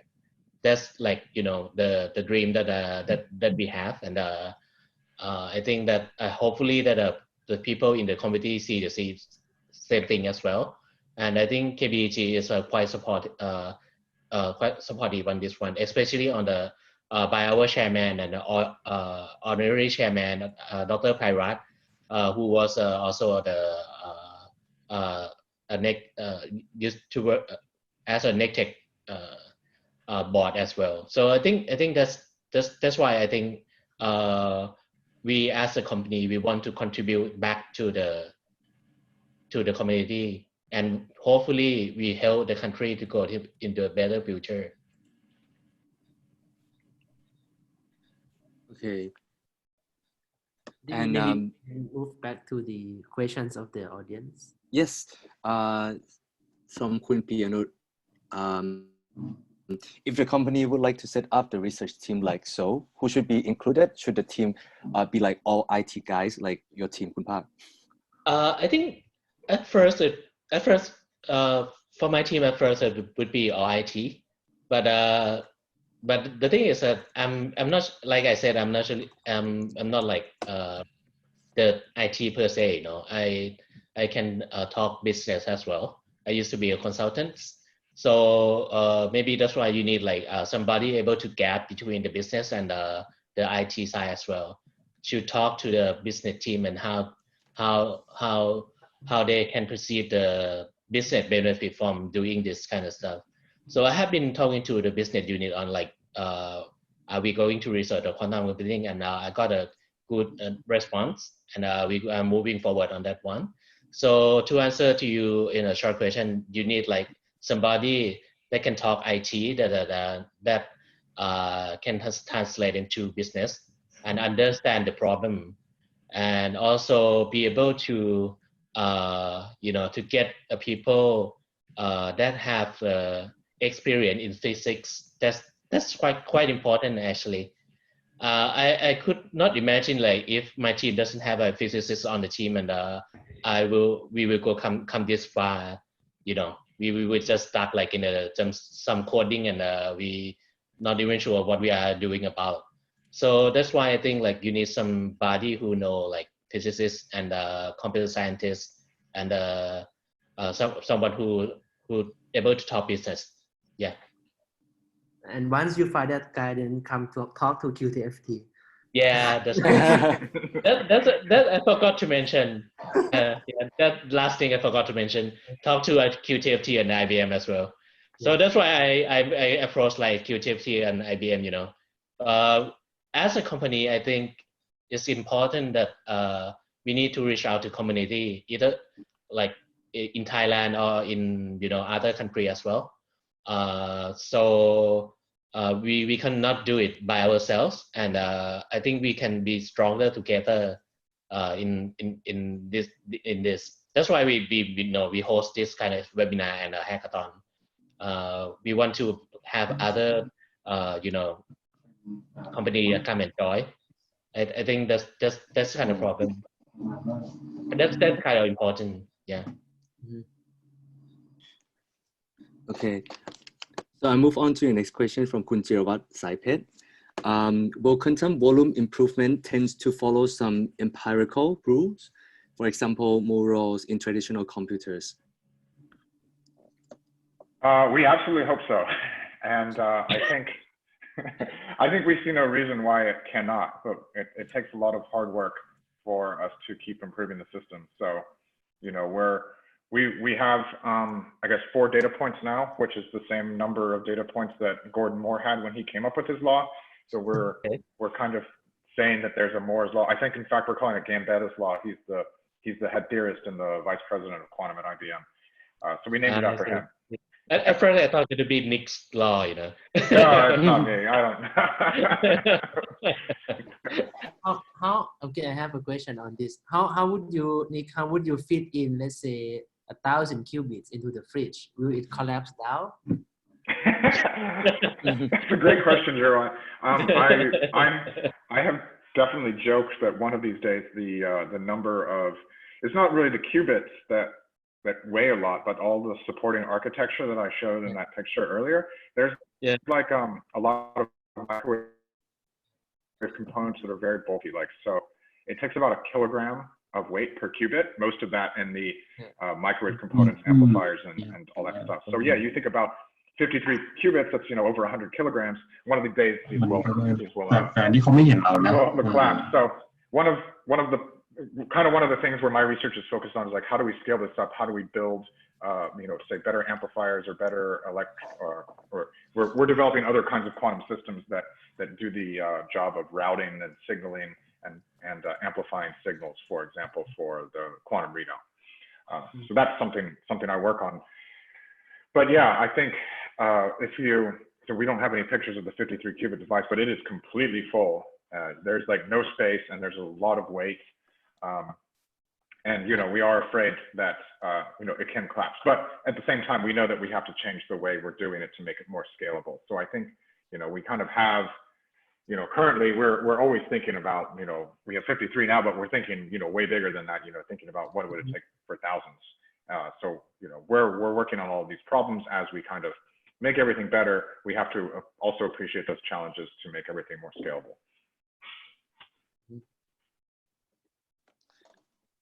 Okay.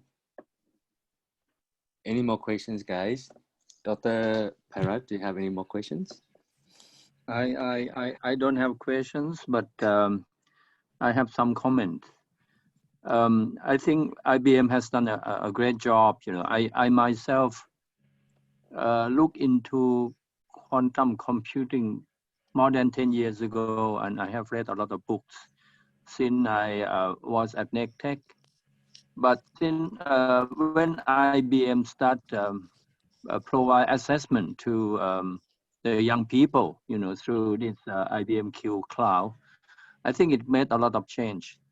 And if you can do this more, more powerful, and the young people and people around the world can access to IBM Q, then you will get more and more smart people to join in and increase the the capability, I guess, throughout the whole world. But in Thailand,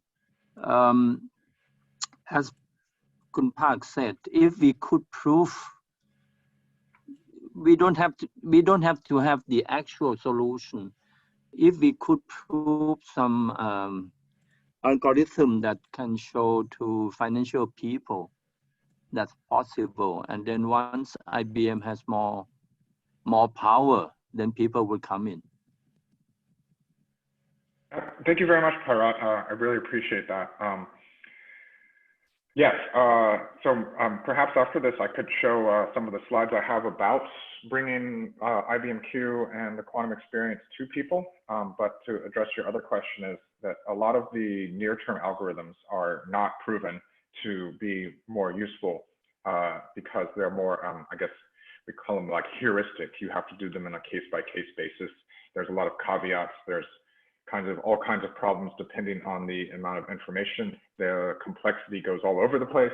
I'm not quite an expert in this, but I do work with people who are. These near-term algorithms that will run on the noisy hardware we'll have are, we have people working very hard on proving whether they will be good or not, developing applications for them, trying to test and figure out, like, we think a lot of these will be better, but it's hard to actually prove in every general case, like the algorithms such as Shor's algorithm or say HHL algorithm we know would be useful for optimization in finance, but that algorithm would also require perfect logical qubits, which are very far off from right now because we don't have error correction yet. So I think we are addressing what your concerns are, and I hope we can make some progress within the next few years and eventually demonstrate something experimentally. I'd like to mention further that Kun Jirawat from CQT mentioned about our princess. I went to CQT, I think more than two years ago, 2 years ago till I can't remember well now. Yes. But about 2 weeks ago, I made annual report to Her Royal Highness, and I had Dr. Boeing. I can't remember his real name. Now he has received all the budget to do research on atomic clock, and this atomic clock is quite easy to people in Thailand to grab the concept, and they can see the benefit of atomic clock. We can use this atomic clock project of Dr. Boeing to explain to community in Thailand to get more and more support. But one more thing I cannot get is on the simulation. If we can get some people in Thailand to do some let's say chemical simulation or whatever kind of simulation, then we can impress more authority in Thailand. You know, the Budget Bureau, Ministry of Higher Education now. I think the next step is because if we talk about algorithm and we talk about quantum computing, we have to wait for IBM to increase more power. When I joined Jirawat mentioned, I think the RISE seminar, and I was interested in I can't remember, was it Tencent or Huawei? Can't remember which one. They mentioned about simulation also. If we could learn from them more and bring it to Thailand, then it can stimulate more interest, apart from what Park is doing now. Yeah, absolutely. Simulation is a very important part, and especially it's interesting to a lot of physicists like me, because there's a lot of unsolved say material problems out there that could be addressed, or chemical problems as well. And we're actually we do a lot of work on that, like even just the theoretical aspect of like doing mappings from say like physical Hamiltonians to the qubits themselves is like an area of research that we're contributing to a lot even right now. Yeah, I think making a simulation for making a better fertilizer is, as you mentioned, Nick, I think that's also that should be very important for Thailand too, right?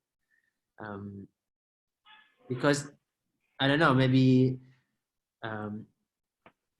let's say someone come up with a new way of simulating this nitrogen fixation process and come up with a new way to do fertilizers that produce less energies, and somehow if it gets standardized and or patented, then everyone have to buy this patent to do a fertilizer this way, and then I think that's going to make a very big impact.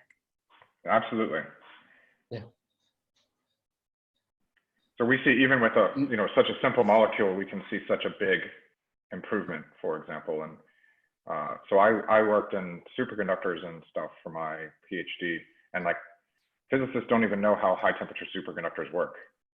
So these are not quite room temperature yet, but they can be cooled with liquid nitrogen instead of liquid helium, which is a lot cheaper. We already use them for some power transmission, but there's a lot of electrical losses from transmitting power over non-superconducting lines because you have joule heating, which is energy loss. So there's a lot of different ways we think we can make a difference.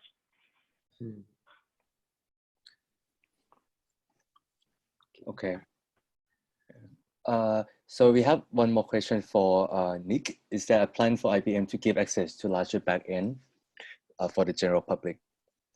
Oh yes, absolutely. So we're trying to work in a way where we have something called the IBM Q network, which I also have slides on if maybe we can show them later. So we have paying clients or members of this network, which include hubs, which are typically universities or national labs. They can bring on other members to work on certain problems. We have partners like large banks like JP Morgan Chase, ExxonMobil, where we collaborate very heavily in research that's valuable to these particular business items that business problems that they are interested in. So we have like kind of our premium access for those people, but we always maintain free access, and we've been putting a lot more 5-qubit chips online. But yes, we will eventually start increasing the number because we want to, kind of as we bring more to our clients, we want to release more to the public. So right now we have a lot more systems on, but they're still relatively small, but there's a lot more of them. So may I ask, the 15 qubit one, is it everyone system that has open pole? Oh, sorry. Sorry, did I interrupt you? Oh no, I'm done. Just the 15 qubit, can everyone access? The 15 Oh, we don't have a 15. Well, no, sorry, we do have a 15 or 16, how many is it? 15, There's a 15 yeah. that's the 15 is there, but I would say the 5-qubit devices are a little bit better. Even though they're smaller number, the errors are lower. So those 5-qubit devices are, I wouldn't say, it's the same number of qubits, but the actual devices have been swapped out, and so the devices are actually much better than they used to be. But they're the same number. By the way, actually, Tips and Arya, you are in this room. Can you just show up yourself? So these two are another co-founders of QTFT. You guys are physicists also, so don't hide. Okay. Sorry. Great. Hi. It's like right now it's like midnight here, so I'm trying to kind of sleepy. But what's that? Can you introduce yourself a little bit, the two of you? Yeah, so my name is Arya. I am postdoctor, like research fellow at Griffith University. But more, I'm not like in like technology based, more like I'm a physicist that work on like foundation problems, like quantum theories and like stochastic process and open quantum systems. So like more like basic. Yeah. That's actually, you're at the same place that our fearless leader, Jay Gambetta, went to school. yeah. So Jay Gambetta is actually a student of, sorry. Yeah. So Howard Weissman is actually my boss. Oh, yeah. So you guys are, siblings, academic siblings. So, open quantum systems are a very important part of understanding noise of the systems. And it's actually something I've been trying to learn in my spare time. In fact, next to me, I have this book on quantum error correction. I've been trying to work my way through. And actually, I'm working my way through, and I'm going to try and, my plan is to add some material to the KISKIT textbook with regards to error correction. So this is kind of what I'm working on while I'm, working from home the past few weeks. I see. But yeah, it's great to meet a fellow physicist. Yeah, nice to meet you. That was a nice talk. Yeah, thank you very much. Hello, Tip. This is Tip. Thank you so much for a very nice talk, everyone. That was great. Excited for the real hackathon event now. So my background, I got my PhD in theoretical physics. But back then I was focusing on evolutionary dynamics and many body statistical mechanics in a classical sense. But then in postdoc in Singapore, I went to work more on machine learning and AI. And now brushing up my rusty quantum mechanics knowledge by teaching at the university in Thailand. I'm a lecturer right now. So I have a few students attending this talk as well because I motivate them that there'll be the real quantum event that the students can get their hand dirty on quantum computer. So I'll be teaching a few lectures in quantum computing prior to that myself, and also doing on the side the research on quantum machine learning and tensor network. That's great. That's very happy to hear. Pleased to meet you. All right, great. Nice to meet you. Maybe we get back to the questions of the audience before it's become internal. Okay. Before we wrap up, before we go to the details of the quantum hackathon, let's go back to the live questions. Just a naive questions. How do you get your job at IBM?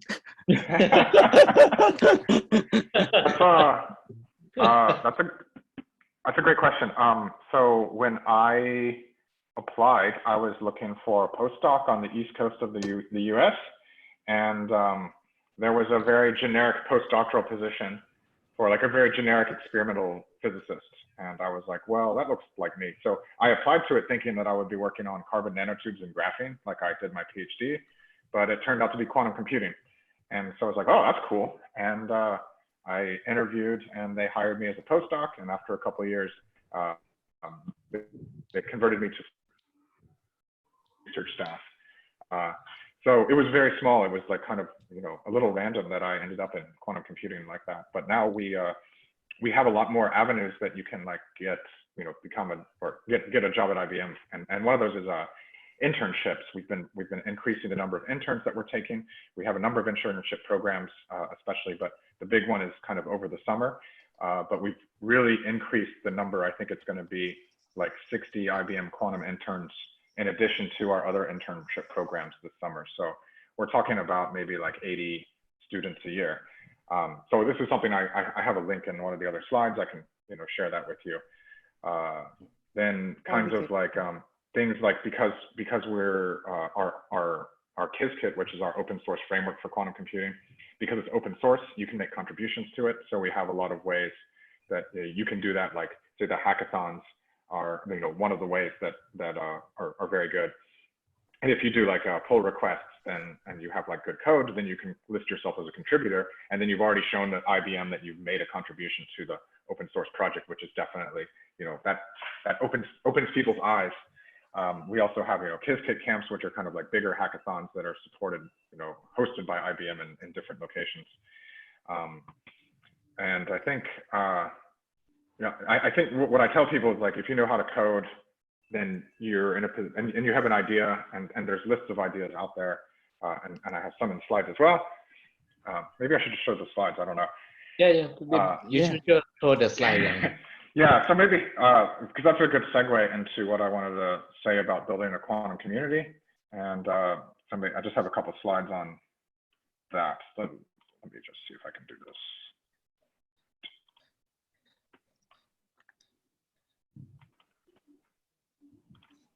Okay, full screen. Can you guys see? Yes. I'm going to go back to the beginning.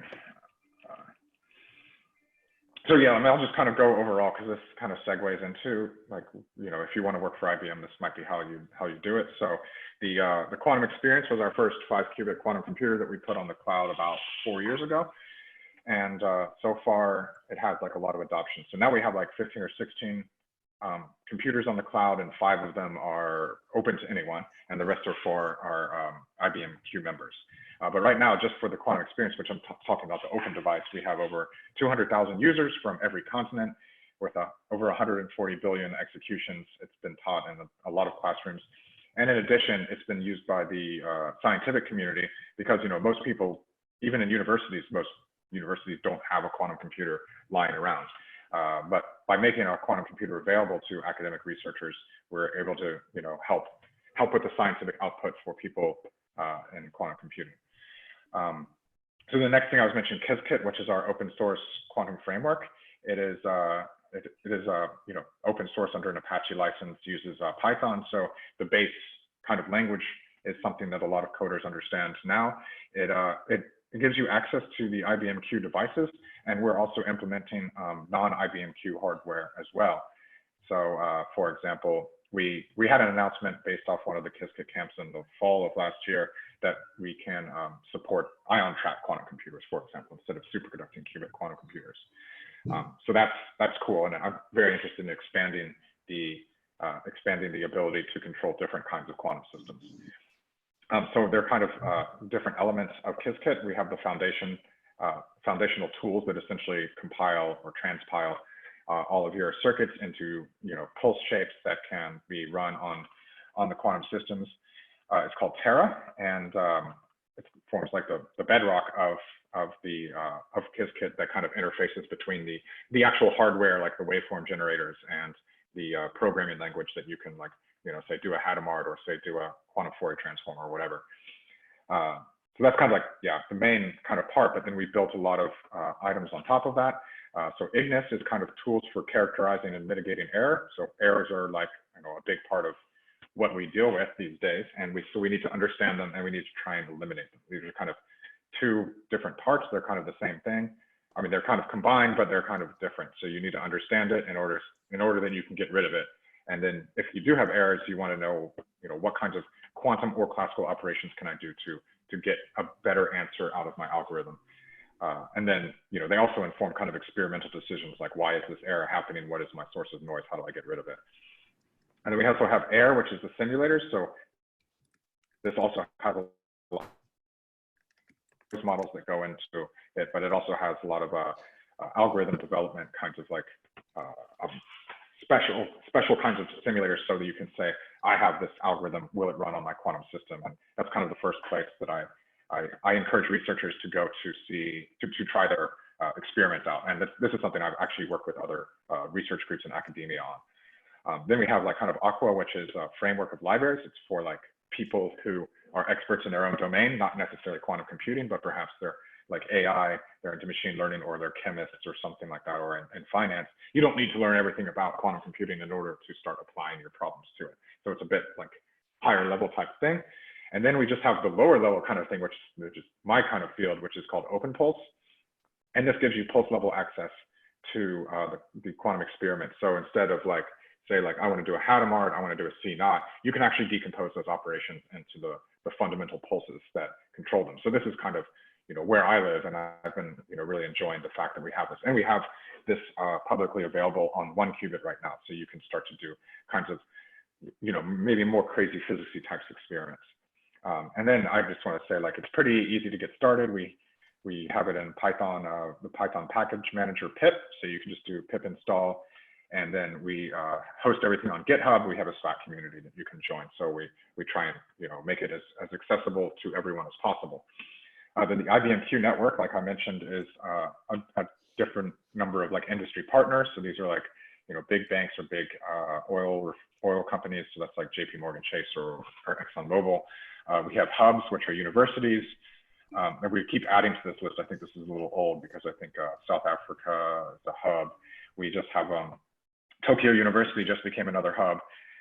We also have members, which are you know, usually affiliated through a hub and gain access to our our premium quantum computers online through those hubs. Then we are also supporting a large number of startups. So any kind of you know, startup, we want to, you know, help build the ecosystem of companies using the quantum computers. So we actively support and partner with startups for that purpose. And then of course we have academic partners. Oh yeah, is there a question? Just like question, like, do you know what is the yellow one, the startup in Singapore and Australia? What are they? That's Q Control in Sydney.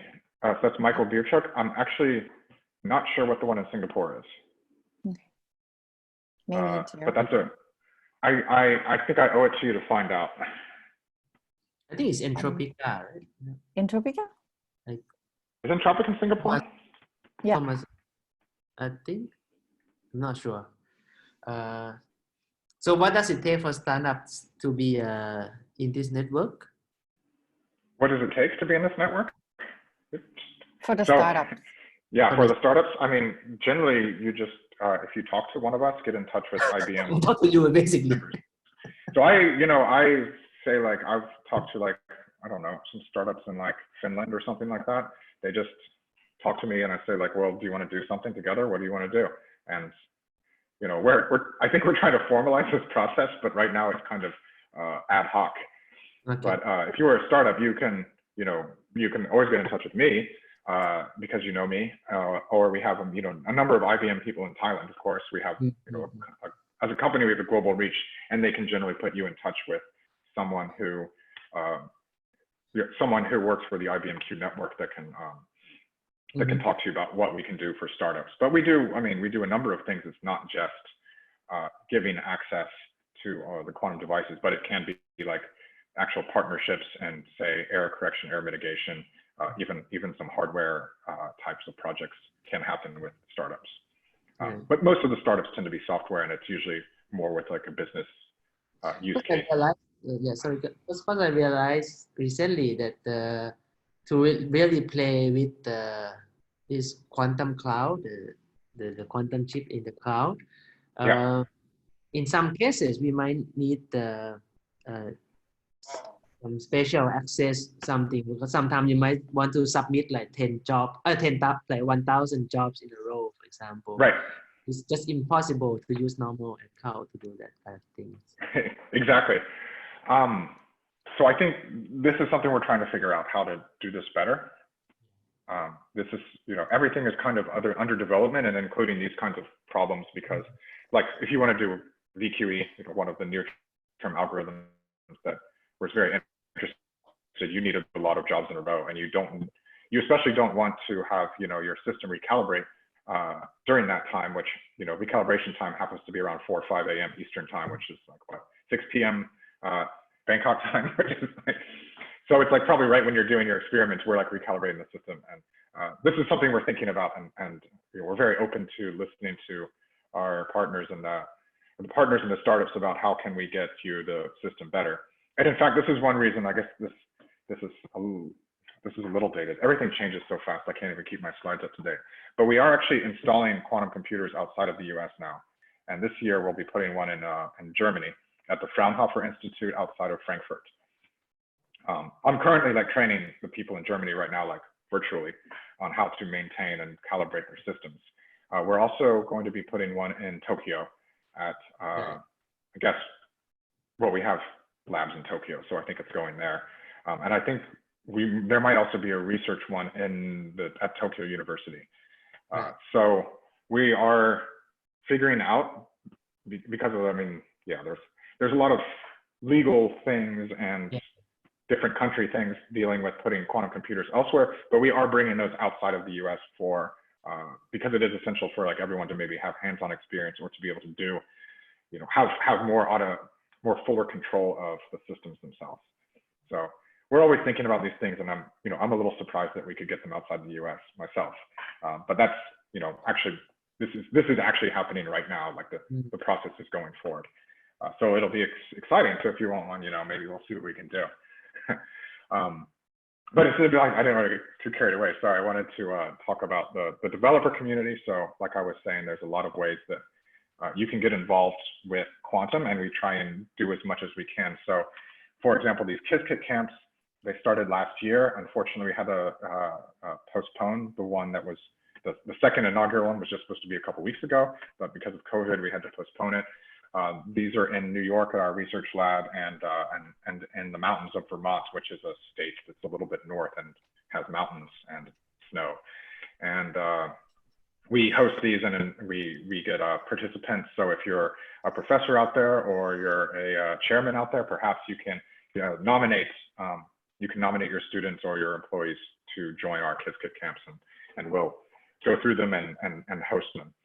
We also have classes, like we've done some stuff with edX and MIT about quantum information science. We're still developing more course content with other universities to be put online. And I think this one is free.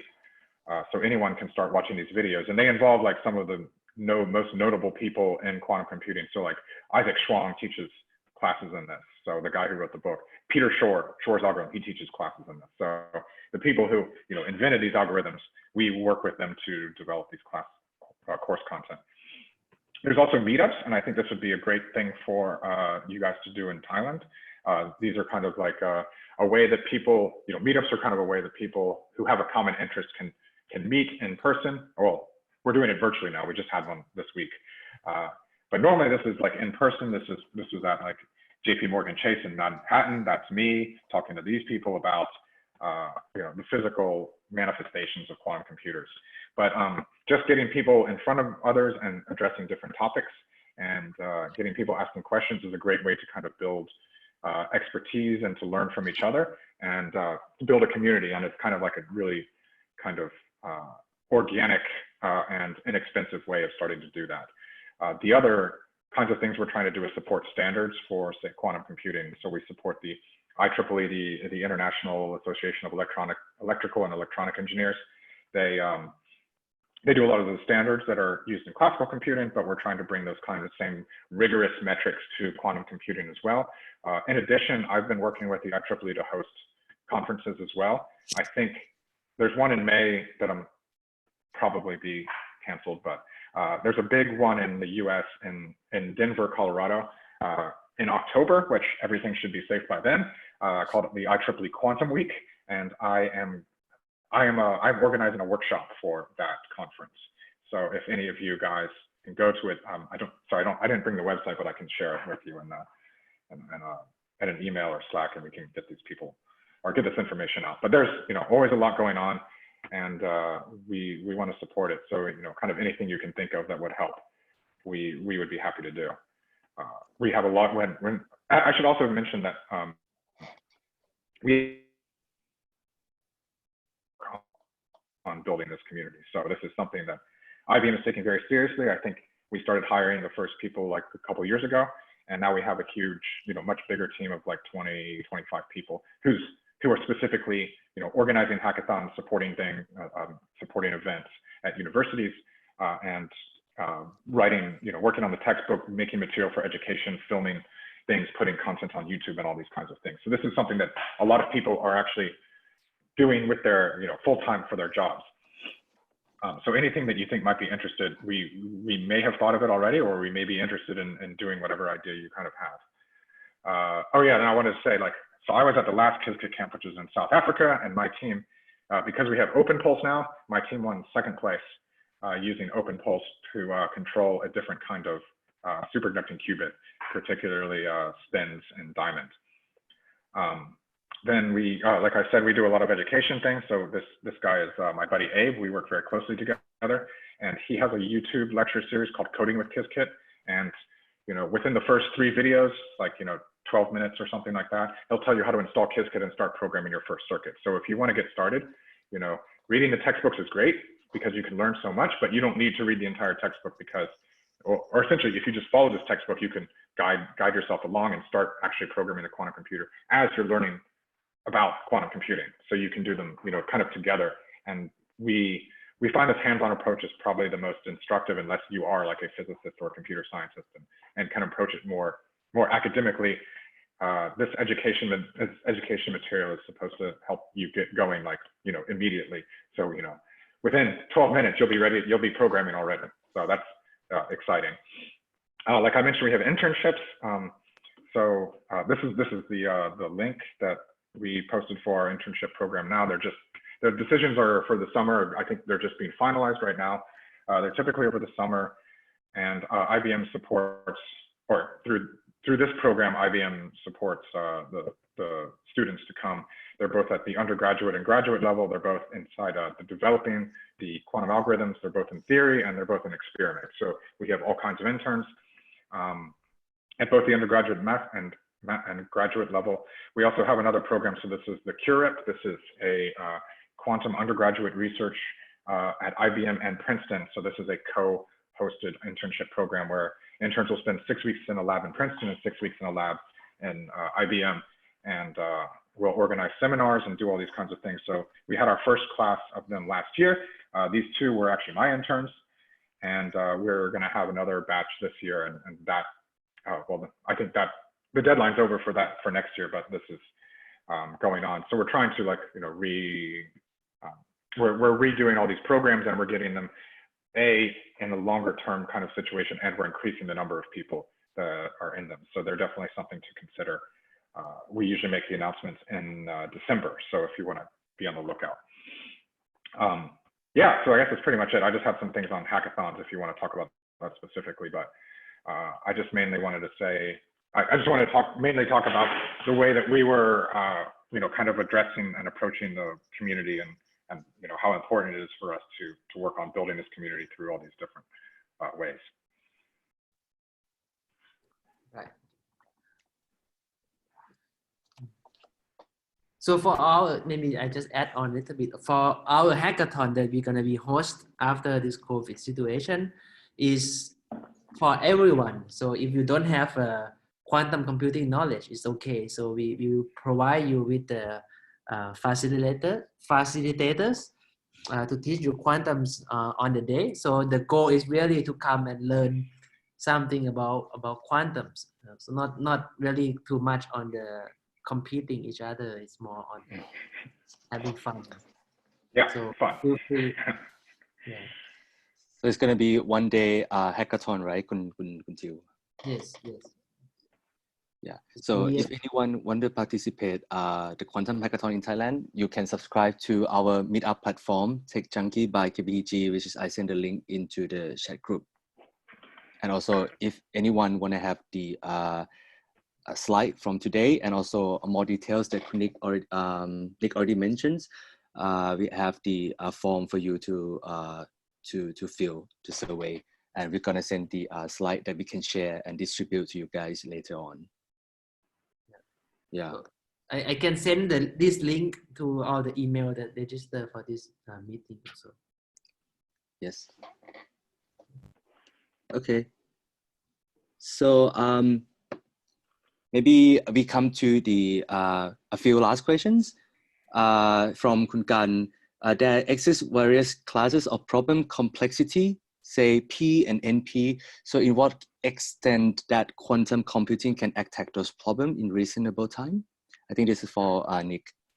Oh, that's a great question. Yeah. I can kind of address that. I have some colleagues that know the complexity classes a lot better, but so basically N and P are like, how difficult is it for a quantum algorithm, or sorry, a classical algorithm to approach a problem, and what kind of computation resources do you need from purely like a theoretical standpoint. Right now we know that, you know, quantum can do any P problem. We also know that quantum can't do any NP complete problem. So the only like route to attack for, say, the traveling salesman problem is you could consider a Grover-like problem, a Grover's-like algorithm that can do like maybe a quadratic speed up at best, but it definitely won't be exponentially better like factoring, for example.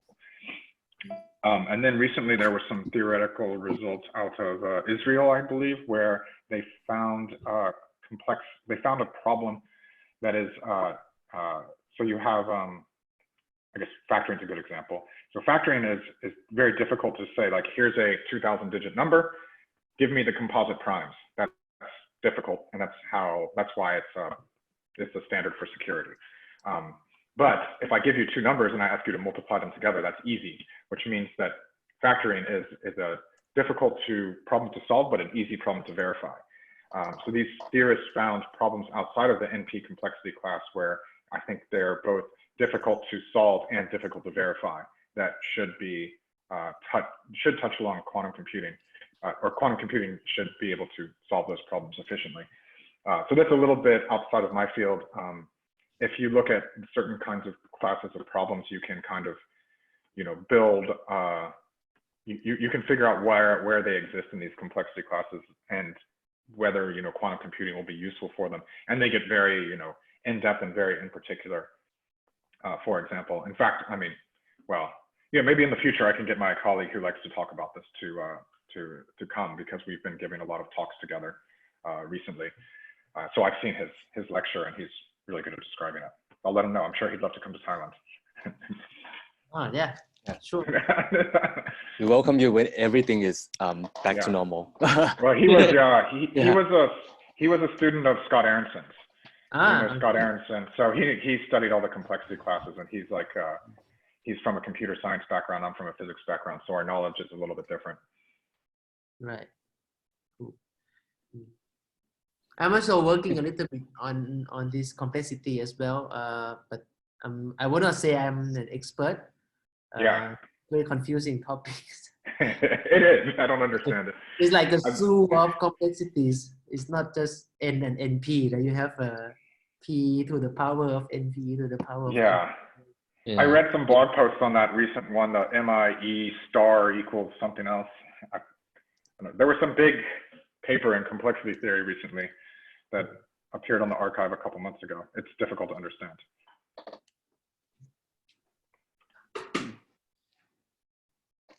All right, guys. Any more questions? I think I'm read through all the questions that you guys. There's a question about the blockchain. Okay. I'm not sure. I think From Broad, right? Broad left already. Yeah, but he left already. Yeah. We could just like leave it. I mean, if anyone wants to answer that. So he just said that, do you think quantum computing has any threats for blockchain technology? Threats. So yeah. No.